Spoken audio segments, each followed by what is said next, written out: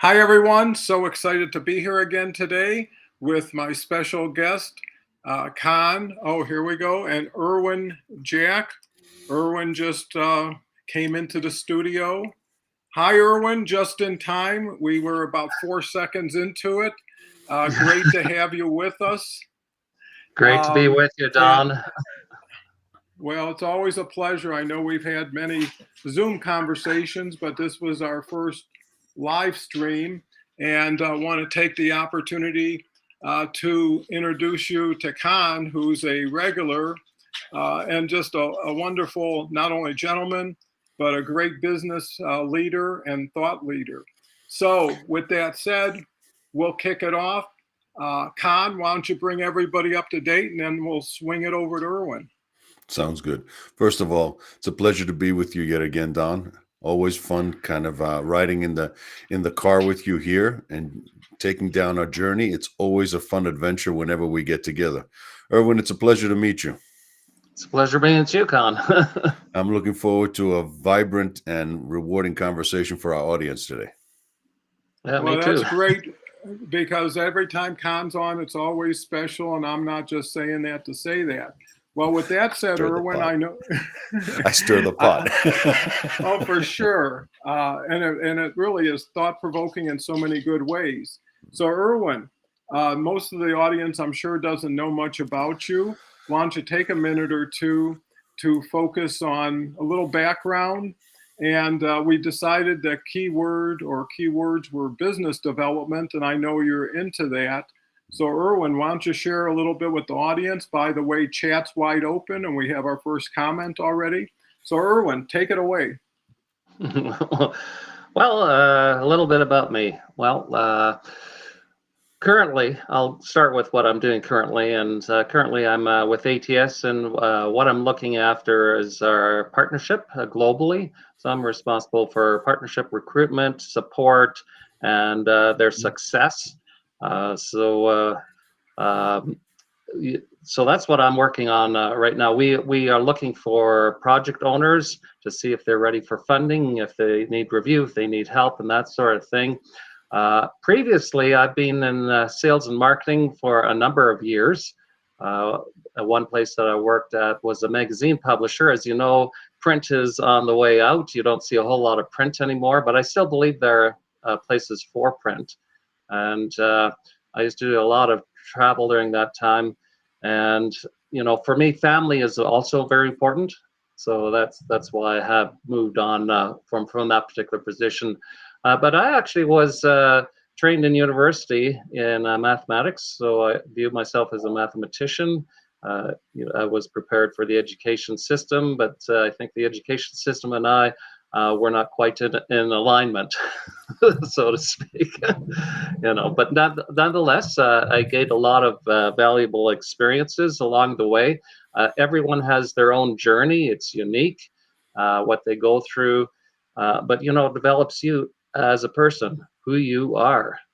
And you might say to yourself, and sometimes I think too, maybe I might have changed a few things in my life, but probably not. Otherwise, I wouldn't be who I am today.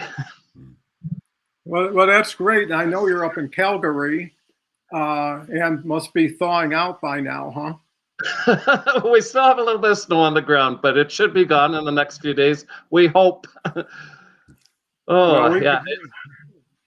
well, we're probably in the Colorado's in the same kind of line.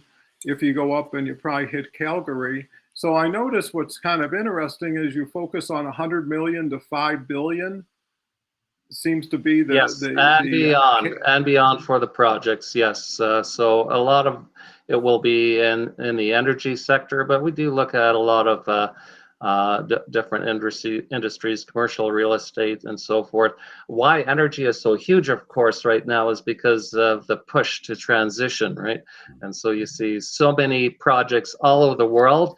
And for a lot of people, these are their babies. They want to see them come to fruition. But many times, what we discover, I would say over 95% of the time, the projects are not ready, and that's where we can help them to get ready to the point of presenting them to funders. Okay, so that's a pretty specific niche, right? That seems like a pretty big It is. neighborhood. It is, Donald. And I do get a lot of projects that come in under 100 million. And I'm the sort of person that's not going to just slough you off. I'm going to see what I can do to help you. And so I do introduce them to other people in my network for a chance that they can help them. Because I know, bottom line, people will remember how you treat them. And if you treat them with respect, dignity, and worth, and you try and do what you can for them, they will come back to you. Yeah, no, so true. I've seen that to be the case so often. So, Con, um, with this interest in 100 million to 5 billion and global, seems like a pretty significant category. So, seeing that the word of the day is business development, I think that, falls right into place. What's your thoughts on business development, Con? Well, to me, I'm listening very eagerly to Erwin's information and stuff like that. It's fascinating because when you understand what your niche is, we understand the sector and the people that you need to serve. When you have a good sense about who your ideal client is, I think that's a fundamental place for us to start that conversation on business development. To me, it's business development, and the way that I explain it to my clients as well is that business development is all about relationship development. And in order to have a good, productive relationship, you need to understand who you need to relate to. And it sounds like Erwin has a pretty clear picture about the people that he can help and how he can help them. And that to me is a fundamental piece to any good business owner, for any entrepreneur, for any business leader out there that's trying to reach an audience. You need to understand who that audience is, what their needs are, what their desires are, what they're trying to accomplish. And that's a fascinating place that, and an essential place that a lot of business leaders don't always think about. They look at what they have to offer. They start from that, and then they try to put it out there, and they follow this field of dreams approach of build it and they will come, as opposed to really understanding who it is that they're trying to attract into their ecosystem. Who are they trying to serve? And without having the sense of who that other entity is, what their needs are, again, what their desires are, where they at, it's going to be very hard for you to position yourself as that person. So rather than making ourselves the hero of the story, it's essential that we as service providers, as experts, as consultants, as coaches, we position ourselves as the guide for these people so they can get to the success that they're seeking. That's when we are successful. Yeah, I think that's so right on because, business development just by definition is a continuous process towards a final quality destination. And I agree wholeheartedly that developing that relationship, getting to know each other first is primary to get to business development, but you have to get to, that alignment, that understanding, because, the more of a fit, the easier and the better it is. And having the end in mind when you start is always a quality element. So, Erwin, seeing that you've been in varied areas, education, mathematics, how do you now see business development? Well, I will tell you the last few weeks I've really been thinking about how a lot of businesses are approaching their customers, their prospects, and so forth. And it seems to me that the larger the business, there's a tendency to overlook the fact that you're dealing with people. And so they are more viewed as transactions than anything else. I don't believe any of us want to be viewed as a transaction. We all want to be viewed as people. We don't have relationships with transactions. I can tell you that. It just doesn't happen. We have relationships with people. That's in our personal lives, in our professional lives, to do with business. It's all about the people. And I think if we lose that fact, then everything else falls apart. So relationships you develop with people, and in order to develop that relationship, there also has to be an element of trust, and it needs to be mutual. I find a lot of people are nowadays looking for that element of trust. Who can they trust? With what the world has gone through the last several years, people are really skeptical as to who they can trust. And as a consequence, what I see is the sales cycle is taking a lot longer than it normally would. But if you're approaching people, your possible clients, as people, and treat them with respect, understand who they are, and I mean, be genuine. Find out, what they're all about, what their background is about, what are they trying to achieve. Are there any synergies? How can we possibly work together and help each other? And notice what I said: help each other. It's not about how I can make a profit off of you. That's not a trusting relationship. That's not even a real relationship. Relationships must be mutual. The trust must be mutual. And so I think the foundation, one of the foundations, has to be trust. Oh, absolutely, and I think it's the centerpiece of everything, because if you don't trust someone, it's hard to have a valid discussion, right? Because you're skeptical, you're wondering, and I think there's a level of maturity that comes into play, right? That you're trying to make money with people, not off of people or for people. And if you're in a positive relationship, there should be enough for everyone to develop a win-win strategy or philosophy. And, at the end of the day, everybody wants to walk away feeling great about what they just did. So it's not just how many dollars did I pick up. And hopefully you invested in relationships that will continue into the future, because you're better off doing more deals with less people than less deals with more people, because of the time and effort it takes to get to develop that. And I also think people like the ability to have some consideration, that it's not a rush situation. It's what's important to you. Getting that out of the way. What's important to you may not be important to them. And just understanding that, they say better to understand before you're understood. And it's really taking that further. And with that said, let me just follow up, because we got some great comments here. We've got Omar from Zoom Party, who does a great show for kids, educating them. And I've been on it. My grandson, actually 11's been on it, and one. Dennis is here, great gentleman, 49 years in the heating and air conditioning business here in Denver. And in order to stay in business 49 years, you've got to reinvent yourself at least 7 times, and maybe more. Things have changed. Carl's here every other Wednesday. He's into crowdfunding, financing. Actually, his program is instant funding, because that's how fast people want their money. So Carl's just a great guy. Harvey Tuck, can't say enough about him. He's got the franchise show, #1 franchise event on LinkedIn. Just started a second show on Thursdays that focuses on company brands and franchising. So happy to have you, Harvey. Here's Carrie. The police easily caught the thief who stole a board game. It was Trivial Pursuit. Carrie's our jokester. Dennis comes back with agree, stay active, and learn to trust so you don't rust. And Carrie just continues to say hello to Omar, Dennis, and Harvey. So with that said, Con, we got a great start to a great show.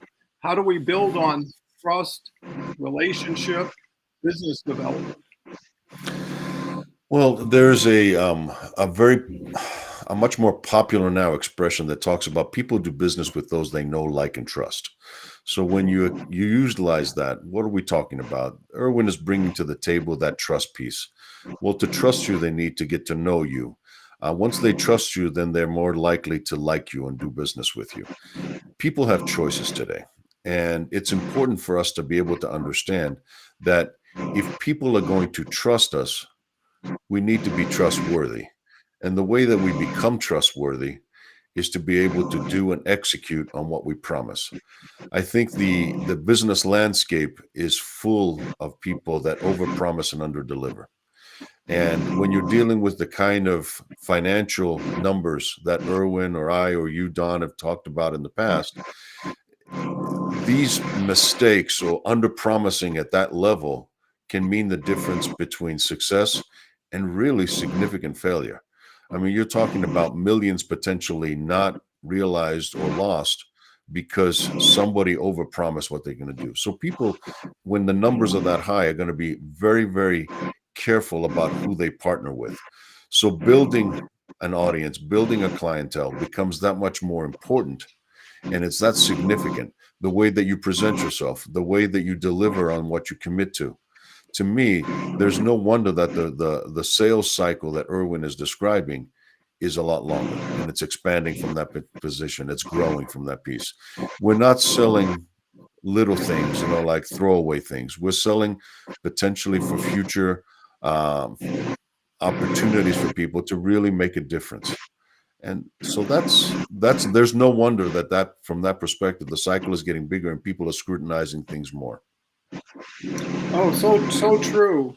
And communication is at the foundation of everything we're talking about. And now with the ability to live stream, to connect people around the world together in real time, having real conversations is a huge competitive advantage if you know how to leverage it. So how do you see communication, Erwin, going forward? Well, I have to tell you, communication has to be open. When I'm speaking with people, people are going to see the real me. I'm not going to pretend to be something else or go down a certain line because other people do. I am me, and what you get is me. So when we're communicating, I think what I also want to say is integrity has to be part of all this. So when we're communicating, people have to know that we're speaking the truth, that when we say that we're going to do something, we do it. And I also say, too, that I'm not going to promise something when I don't know for certain that I can deliver. That's being truthful, honest. Some people will say, well, then I'm not sure if I can do business with you, but I'm thinking that, well, then you're just passing up on someone who's being honest, because someone might promise you that they will achieve something and then they're not able to do it. And I hear these stories, and people spend huge amounts of money because they're trusting someone that hasn't shown to be trustworthy because they haven't been able to keep their word. So I think that's what I mean. You have to develop that relationship, open communication, and it has to be two-way. If you notice that the other person is not really being open with you, you're probably not going to accomplish anything with that person, But in order for them to be open with you, we have to start with ourselves. Let's be open. Let's be honest. This is what we're at. This is what we can offer. Some things I know that we can do. We don't know. It's maybe too early in the process. People, we have to dig in deeper and find out. I will also tell people that in reality, nothing is a guarantee in life, because I could be talking here with you right now on the show, and then after the show, I could have a heart attack and I'm not available.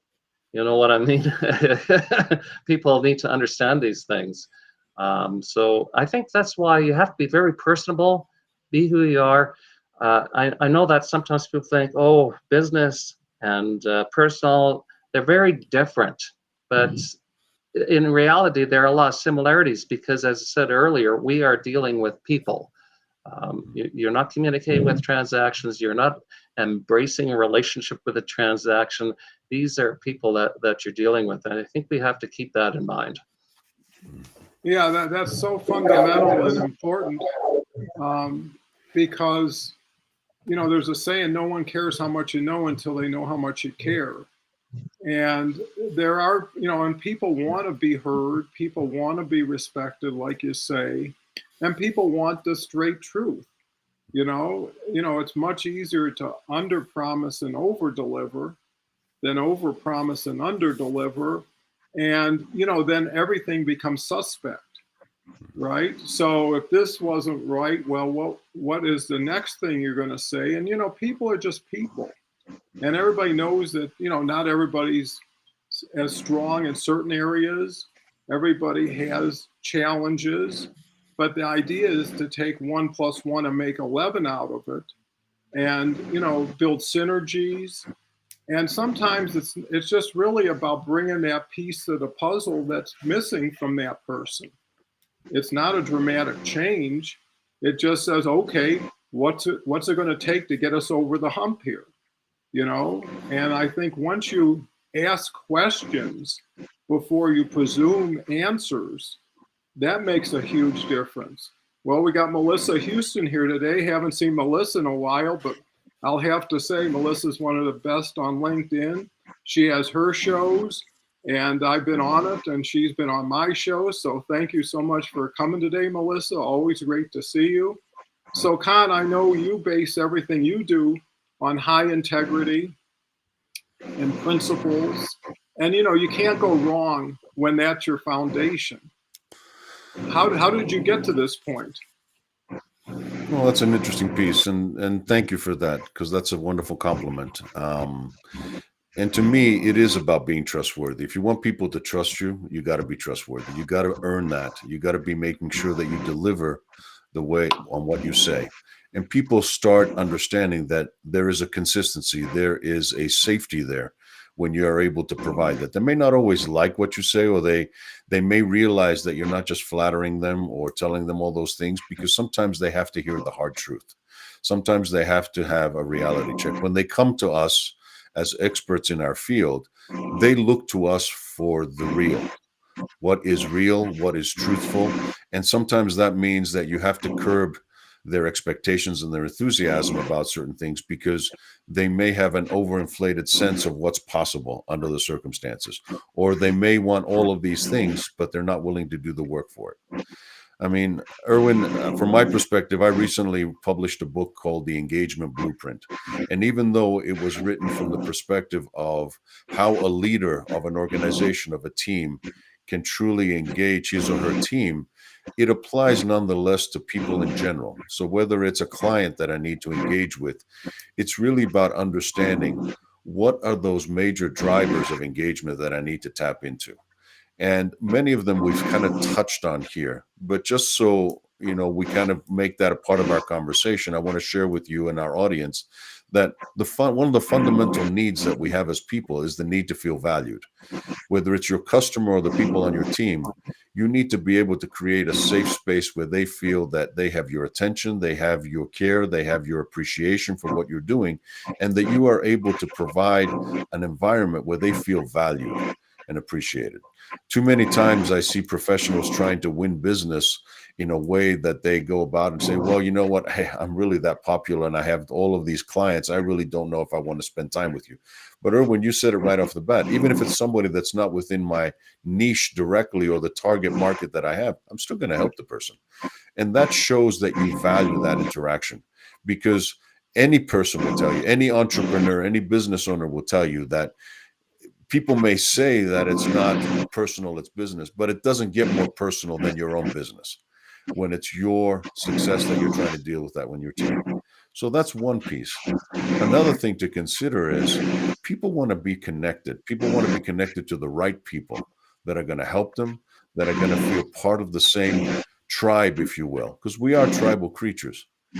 And then people want to feel like they're not wasting their time, like they can be productive, that they can contribute, they can make a difference with their efforts. And ultimately, they want to feel that they're supported to move in the direction they want to go, to grow, to learn, to be able to move towards their ideal outcome. So when we can tap into those four drivers, whether it's for our team members as leaders or for our clients as business owners, those are essential to really being able to engage with your ideal audience. What's been your experience with this stuff, Aaron? I agree. See, valuing people, first and foremost, that means you're going to share the truth with them. If you're not going to be honest with them, that tells me you're not valuing them. So honesty, yes, absolutely, has to be the first. And that's what I mean. Be genuine, open, transparent. Mm.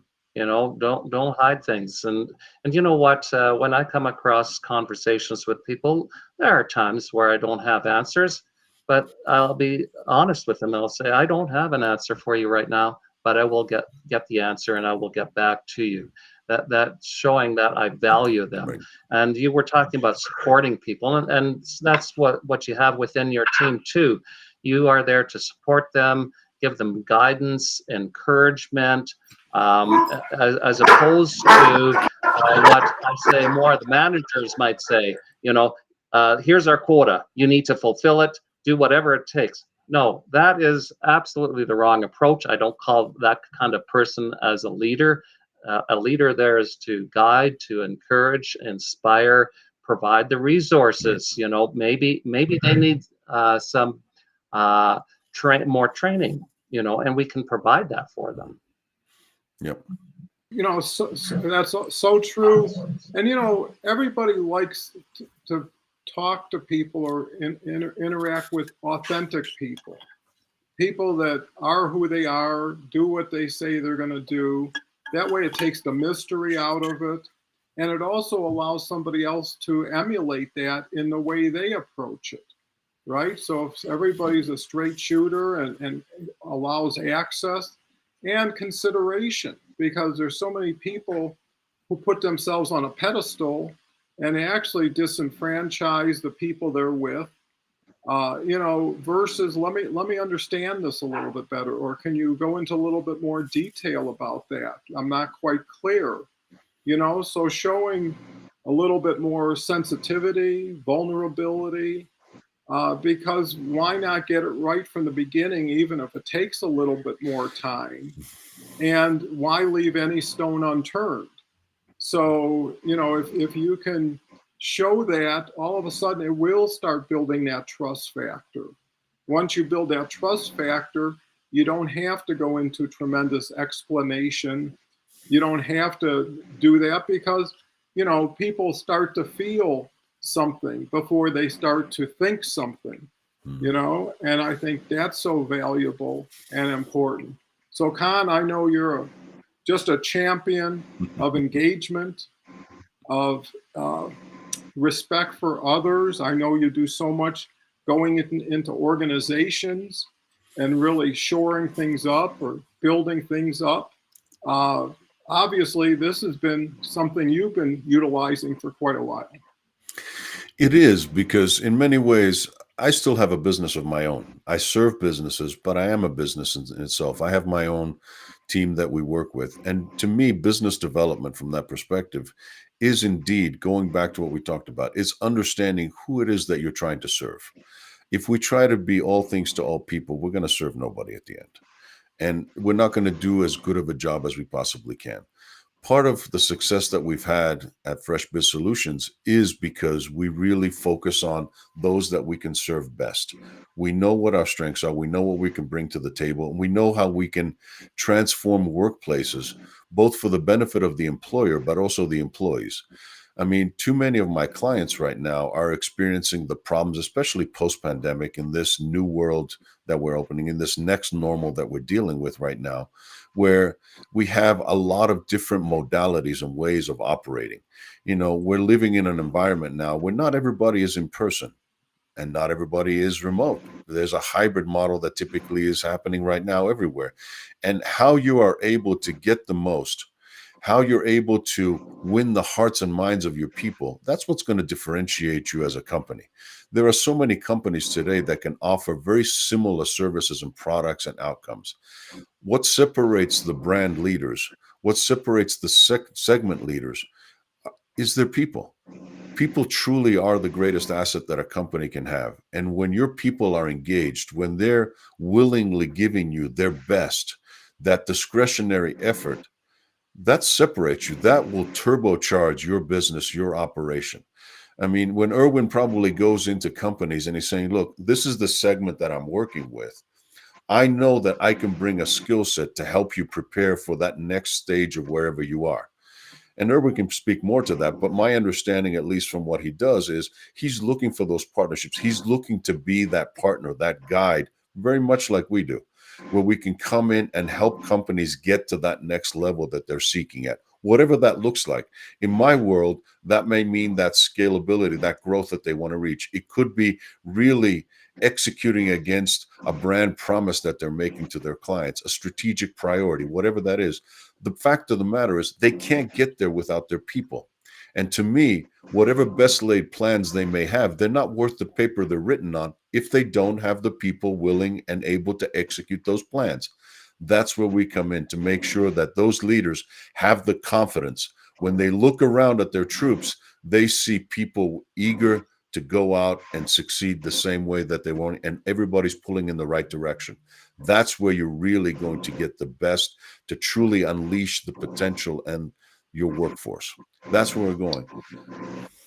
Well, I tell you one thing: you're going to a higher place, and I think that's important, because everybody wants to know how are you evolving, how are you growing, changing, and I think also there's something to be said for saying, I'm not the person for this, right? You don't want to keep pushing a square peg in a round hole. And you don't want to wing it to say, well, I can figure it out as we go, because that's only selfish, and that kind of demonstrates itself. And plus, a lot of people we're dealing with, their business is their life. It's not a trivial thing. Right. And why not, like Erwin says, if I can't help you, I'll try and steer you in the right direction. And I think that's so important, because it's more of a generous approach, and it's coming from abundance, knowing that, hey, there's more activity, there's more business coming up. No one has to be, working from scarcity. So Erwin, how did you graduate into this higher level of consciousness and action? I don't know. I think it's just all the experiences in life, and everything gets assimilated in your brain. But I wanted to go back to Con's point there. In terms of skills and ability, everyone is unique, and so in order to build your team, you need to have a variety of skills. I don't have all the skills. Con doesn't have all the skills. No one has all the skills. And so you bring people together that have the skills that you require. So when I'm actually in conversations with people, I will openly admit, these are my skills. This is what I'm able to do. But we also have these experts here that will take you to the next steps. I openly tell people I enjoy talking with people. And if you know me from when I was a child, you would think, oh, you're 180 degrees different from when you were as a child. We change. Circumstances change us. They develop as a person, so all the experiences shape who we are. But getting back to honesty, I'm honest with people. These are my strengths, and I know that we have these people on our team to take you to the next steps, and people appreciate knowing that. So what I'm putting on is not a show of pride. I'm actually being humble. And I often tell people, that I'm just an ordinary person here, and I'm privileged to be working with these experts. That is how I approach it. And I don't say it just as words. I actually feel that within myself, that I am privileged to be working with you, such as today. I feel privileged to be here with you gentlemen on the show. Well, the feeling is mutual, and I believe that's what's so essential to these types of conversations. And I wholeheartedly agree that being humble, having humility, is so important, because there's too many people who consider themselves or portray themselves as big shots, right? You're lucky to be with me, and there's a definition of a big shot is a little shot to keep shooting, right? and I think Kerry's rubbing off on you. Kerry is rubbing off on you, Don. Yeah, it just shows you between Dennis and Kerry, and Dennis comes back with Agree. Normal is not so normal except for electronics setting on a dishwasher. Well, I don't know where you come up with all these, Dennis, but they never stop and they're always appreciated. So, Con, what has made you humble over time? Oh God, we've all eaten humble pie. When you realize that, we are, whether it's life events that keep us grounded and keep us in check and in perspective, but it's also realizing that, again, so many lessons to be learned from the mistakes that we make, from the wins and the losses, from everything that we've done, from being surrounded by good people that love and trust. Like, my family is the first one that's going to keep me humble, my friend. From that perspective, they keep me grounded with all of those things. But it's also the recognition that as we progress in our life, in our careers, we realize, like my ancestors used to say, that if there's one thing I know, is that I know nothing, and that we constantly are exploring. We are students in this life. We are constantly learning if we allow ourselves to learn. If we think we've arrived, if we think that we know everything, and we lose that sense of humbleness, and we think that we're that big shot, then we start getting into a fixed mindset, no longer a growth mindset, and that does not serve us. We're not able to grow and help others from that perspective, because it becomes about us rather than what we can do and help others. Well, that's so true because age and experience is the best teacher. I know when I was younger, I thought I knew everything. And as I get older, I find out how much I don't know, Yeah. but how much there is to be learned. And the best way to learn is collectively, collaboratively, right? Not be working or operating in a vacuum, but really getting the best of everybody. And, if you do enough of these shows, you start to become part of who your guests are, right? You hear a saying here, you hear a thought here, and all of a sudden you incorporate it and you can get better together instead of just being in a solitary pursuit. So, Erwin, what do you do to stay sharp and more relevant? A lot of it is going to be,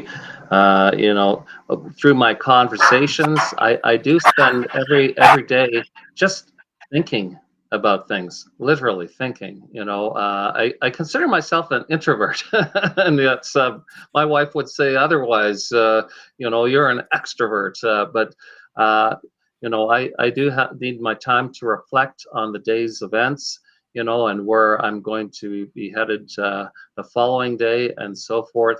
Coming back to this learning here, learning is so much more important in today's time than, let's say, even 100 years ago, because look at the explosion of knowledge, look at the explosion of population, look at the explosion of technology.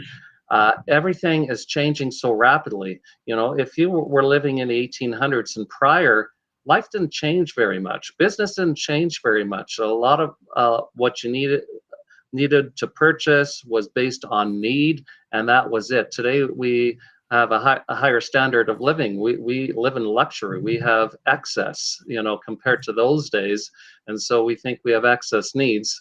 That's another discussion, needs and wants, but. But as I said, and things are not only exploding, but things are changing so rapidly today. And so we have to learn. I always feel like I'm running from behind. And I will say I'm actually quite impressed when I take a look at senior citizens, for instance. How many of them today know how to use their mobile phones? They even pay with their phones. I'm not even that far to pay with my phone. This is what I'm saying here. So that shows me we need to learn until our very last day on this earth. If we're not learning, we're not growing. And if we're not growing, we're actually dying. We're in decline then. And so it is with business. So it is, when we're looking at sales, because sales is not the way it was 100 years ago. It has changed. It has changed. But one thing that hasn't changed, getting back to what we said earlier in the show, is that we are dealing with people. And that is something we cannot lose sight of. No matter how technologically advanced we get in this world, we can't lose sight of the fact that we're dealing with people. Yeah, so true.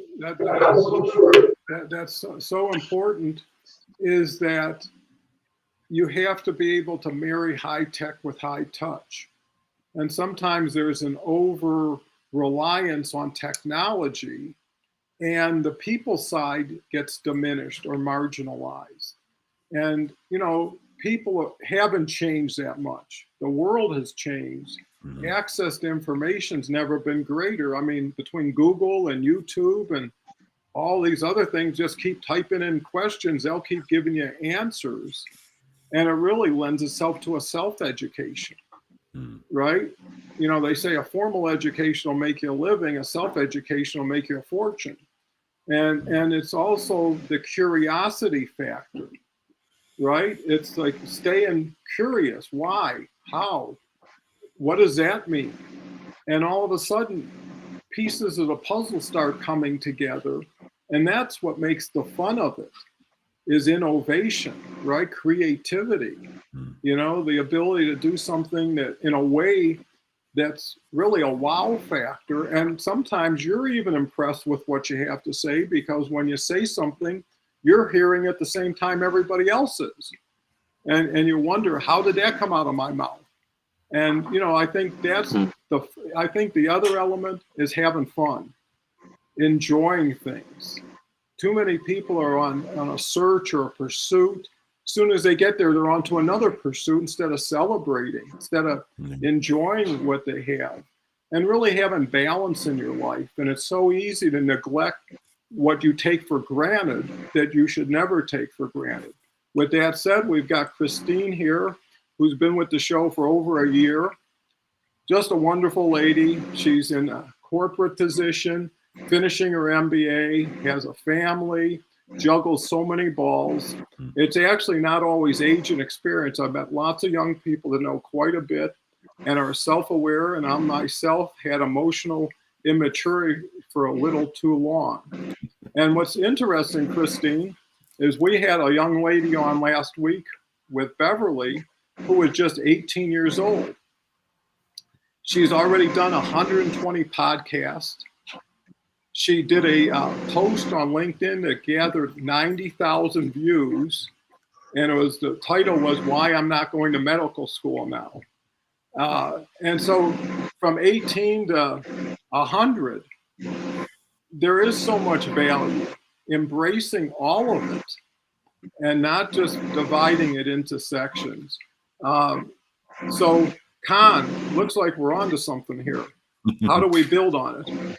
Well, I want to take it along the same lines of this paradox or this contradiction that we've been talking about, and really stir the pot a little bit. So here's my chance to kind of throw a little bit of a brick into this window. For most of us that do business development, and most of us that help, and like I said, in my case, where I help prepare the people for those growth moments to make sure that they can match the plan. One of the things that I've realized is that most companies, especially here in the United States, we are so focused on growth, almost consistently thinking that more is better, that we miss the mark a lot of times. Sometimes we get to the point where we grow, whether individually, our careers, we push, or we try to build our companies to the point of failure. And it's important to understand when we're talking about business development, we need to understand at any point, yes, there is an intent to grow. There's an upward trajectory that we're trying to get, but there should also be an understanding. What's the minimum that I need? What's the maximum that I can handle? And being able to understand where I am in my business at any given time and saying, okay, how can I best serve clients? How can I best serve my audience within that? There is very few things that are worse than making a commitment, winning somebody's trust and business, and then not being able to deliver on that. So we need to be able to understand what it is that we can deliver effectively, because if we don't, that's when, Don, it starts getting out of balance, and we start now burning the candle at both ends.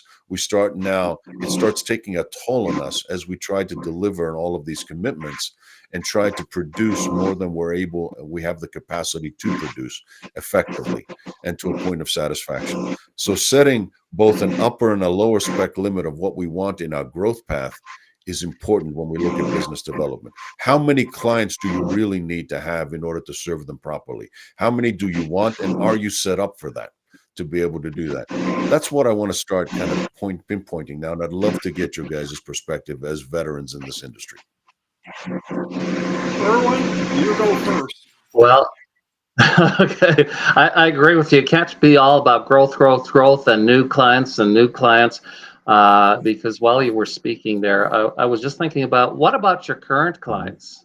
Have their needs changed? Are you still meeting their needs?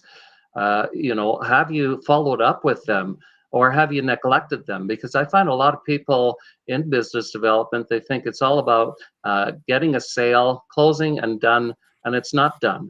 That's just the beginning of your relationship with your customer. Those relationships, we should desire them to be lifelong, if at all possible. I mean, I don't know about you, but I like that to be even in my personal life. Relationships for lifelong. A 5-minute relationship is not going to benefit anyone, And so in business is the same thing. We want to make sure that our current customers remain happy, that their needs are still being met. If their needs are changing and they have additional needs or different needs, we need to see if we can adapt to that and maintain those relationships. And so that might mean we might need to make some changes within our business in order to accommodate their needs. Well, so true. And I think that lends itself to discipline. Too many people continue to go wider instead of deeper. They get beyond their boundaries because it's available, right? Something comes up and you say, well, I can do this. But would you have planned to do that if it didn't come first, right? And I think once, and the other aspect, there's so much doing and it comes at the expense of reflection, reviewing, and changing. And so many people are after more business, but do they really have the capacity to support it in the same way as they're supporting existing business? Because if you get diluted, you're less to everybody, including yourself, and it's hard to get back to square one again.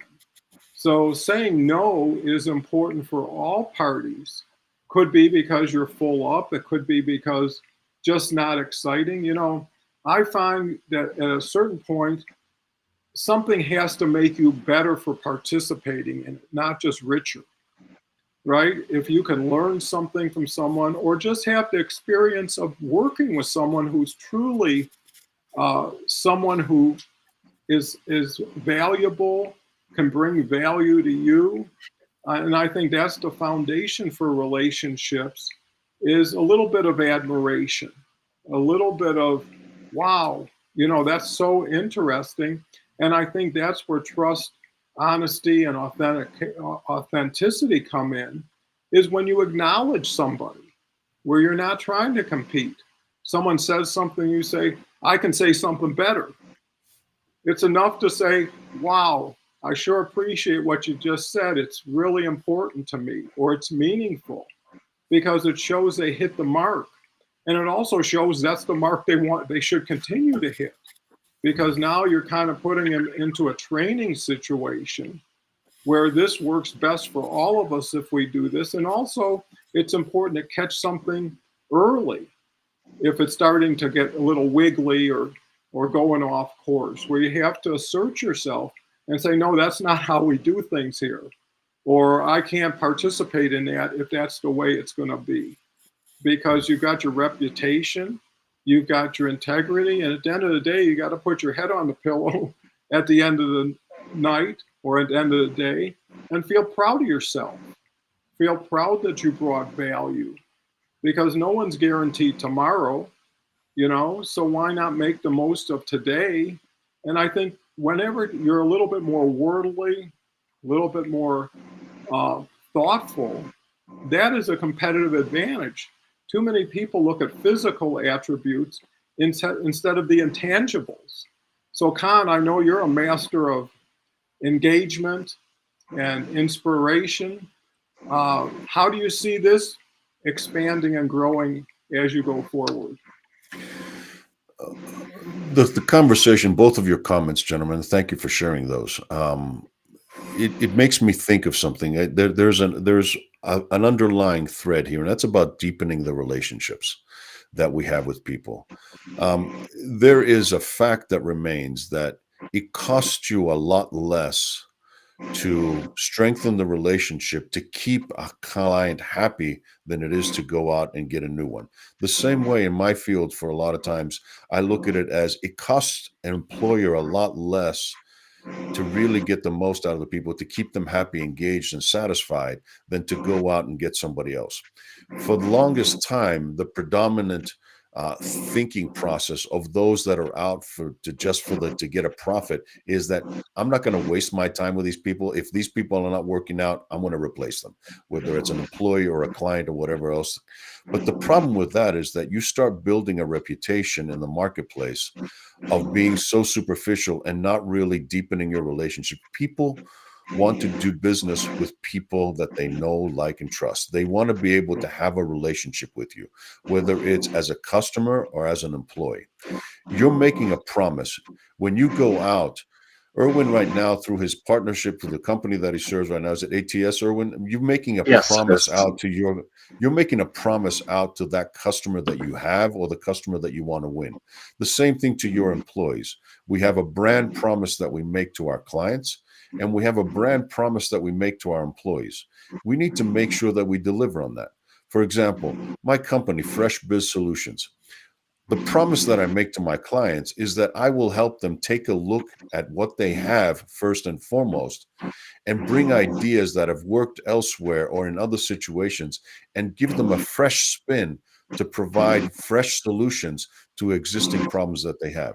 It's the same thing when I help clients build their talent pipeline. For the first and foremost, we look within the company and see who's underutilized, who's underappreciated, who have we not gotten the most from, who has not been able to shine within our ranks, so we can build that talent from within before we go out and buy it. There's a healthy balance. You want to have both, but you can't just keep adding clients or adding employees if you're not taking care of your existing people, whether they be clients or your employees. You got to take care of what you have and build on that, and then add appropriately as you need to. My goal has never been to be the biggest provider. My goal has never been to have millions of customers per se. My goal has been to have a handful of good clients that I have a strong partnership with, and I can be that trusted partner. Just like with Irwin. I mean, he's looking at it and saying, okay, I want a strong partnership that goes deep. I don't need that many clients beyond that point. Welcome if I can serve them, but I care about the people that I serve and making sure that I give them my best so they can have the success that they need. That is so important and valuable advice, and I hope everybody's taking that to heart. I also want to take this opportunity to mention that you should reach out to people who are commenting, reach out to Con, reach out to Irwin, check out their profile, make connections. Use this as a springboard to expand your network. And what I love about this show is it gives a voice to so many people who haven't had a voice, and gives them amplified, relevant, communication that they can leverage, because so many people don't know very much about somebody, and they're stuck with the superficial, what someone typed into their profile, or someone was self-promotional and wanted to make themselves look good. But it's really getting down to brass tacks and saying, hey, we're just people here. We all have lives. We all have, hopefully, families. And to me, family has always been primary. What I do was always to support my family, because at the end of the day, they're the ones who will be there with you when nobody else will. And they say you can't battle at home and battle at work and be very successful. And too many people take too much for granted, and success is based on numbers and everything else. And meanwhile, their kids are in rehab, they're in their third divorce. How successful is a person at that point? And I think it's also listening. When someone tells you something about their kid in Little League or something that happened, it's for a reason. It's a clue. Pick up on it and remember that. And people like to know that you listened and you retained it. And next time you can say, well, how's Johnny doing in Little League? Right? And that's going to go a lot further than, hey, I crunched the numbers and we can squeeze another quarter point out of this thing if we work really hard. And so what's your thoughts, Erwin, on the personalization of what you do? Yeah, well, you have to be very personal. I actually wanted to add a little bit more in terms of communication there. You were talking about listening. And I would say that listening is almost is actually more important than speaking, because if you don't listen, your speaking is going to be worthless. It might take people off track or whatever. The listening is so vital, and that's why I wanted to also add one more thing in here before we conclude with our show here, is that people are looking at artificial intelligence right now as the end all be all for business development, for every aspect of business, for every aspect of life. And my concern there is with that kind of perspective, we lose sight of that we have people in our society, we have people in our organizations. You know, we must remember that we are dealing with people, and just, you know, not lose sight of that. If we lose sight of that, everything is going to fall apart. Society will fall apart, businesses will fall apart, nothing will stay together, because it's not technology, it's not machinery, it's not equipment. Those things don't keep an organization together. It's the people that will bring it together, and you need to have a leader that can bring the people together, so that you're united in purpose, united in what you're trying to achieve. So true. And this whole conversation has been just unbelievably valid in so many ways. And it makes everybody better when everybody strives to support and share. And the other thing I'd like to say is you got to meet people where they're at. You know, too many people want people to get to where they already are, and you got to start with where people are at and build from that. And I think that's where the consideration comes in, because there are no stupid questions, you know, and how you respond to somebody is pretty much something that's going to stick in their mind.